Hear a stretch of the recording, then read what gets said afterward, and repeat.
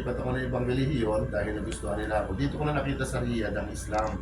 Sa Exit 7, yung Al-Iman University. 93, 94. Isang taon lang ako doon kasi misyonaryo na ako. Tapos ngayon, pagkakita ko doon, nag-review, ni-research ko talaga siya, ni-research. Basta ang alam ko, 1999, ang una kong shahada doon sa Golden Mosque. Doon sa paglabas mo ng Golden Mosque, yung kalsada doon sa left side, paglabas mo sa left side, yung second floor doon, yung parang gano'n nakataas. Meron doon Dawa Center dati, di ba? Dinala ako doon. Pero matagal 14 years ko siya ni-research actually. Dinala ako doon, sabi nga sa akin ng pero dito, natawahan ako dito 93-94 sa Al Rabwa. Tinanggap ko yan for Friday niya. Sabi ko, tanggap ko na. Tapos ngayon niya, nagsyahada ako sa Golden Mosque. 1999.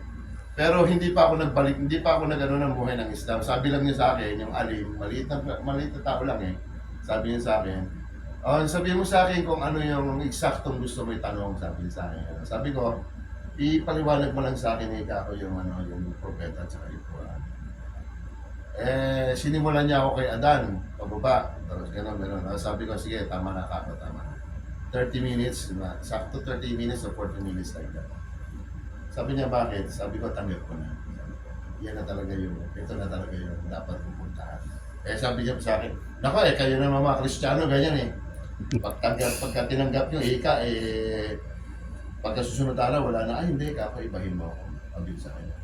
Hindi ako aso na sumusuka, kinakain ka. Hindi, gano'n. Wala nga siguro, baka pagdating ng panahon, maging katulad mo ako.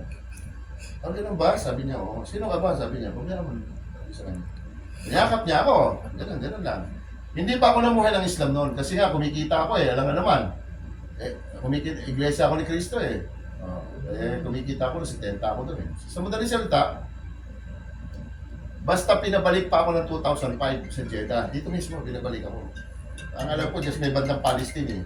State, yung di ba meron dyan na sulog na, yung tawagin pa, yung Sarawat. Unahan lang ako doon eh. Doon ako naka-stay noon eh. Kasi ang mga kapatiran sa Bug, pagdating ng oras ng pagsamba, ganito, parang ganito. Meron kaming sikretong mga kwarto. Pinangangalagaan yung mga kapatid. Tsaka dawa-dawa na rin. Dawa-dawa na rin.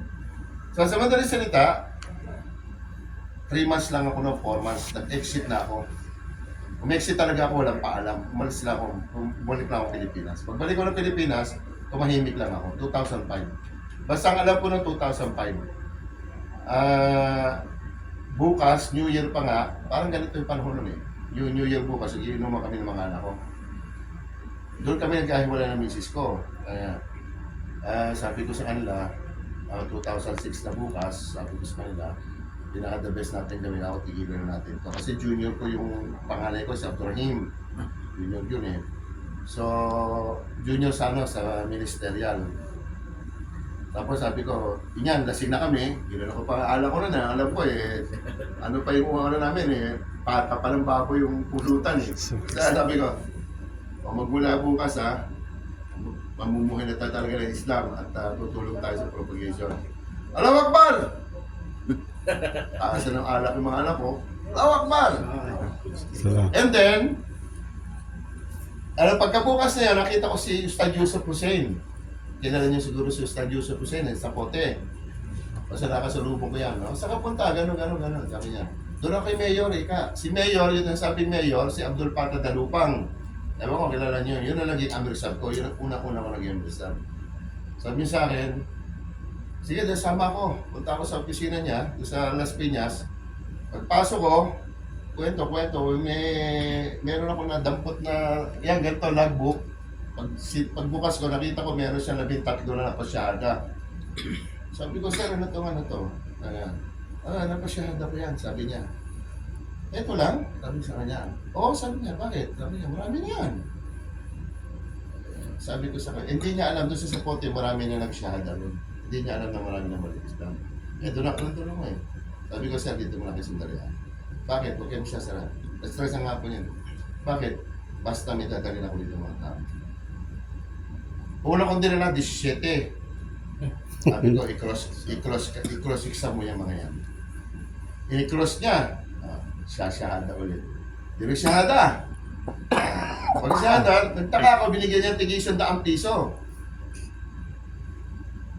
Sabi ko, sir, sa akin mo na lang sana ibigay 1.7.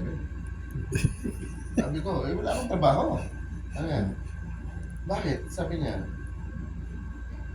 gano'n ba ang gagawin mo? Sabi sa kanya. O, sandali, kako. Bakit? Sabi niya, basta dyan ako. Labas ulit ako.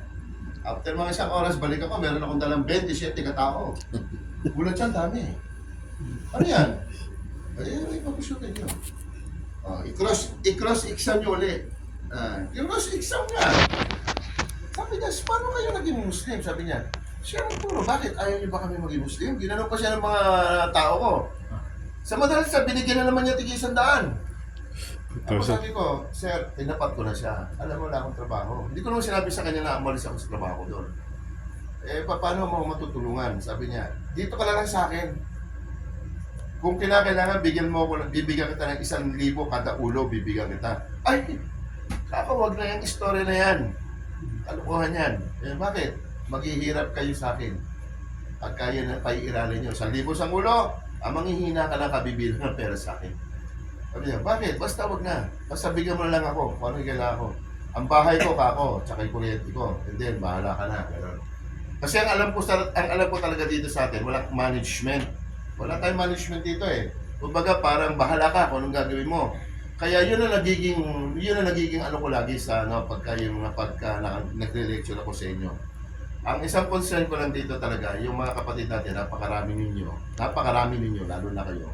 Napakarami ninyo mga ustads, nag-graduate talaga kayo, mga scholar pa. Pero wala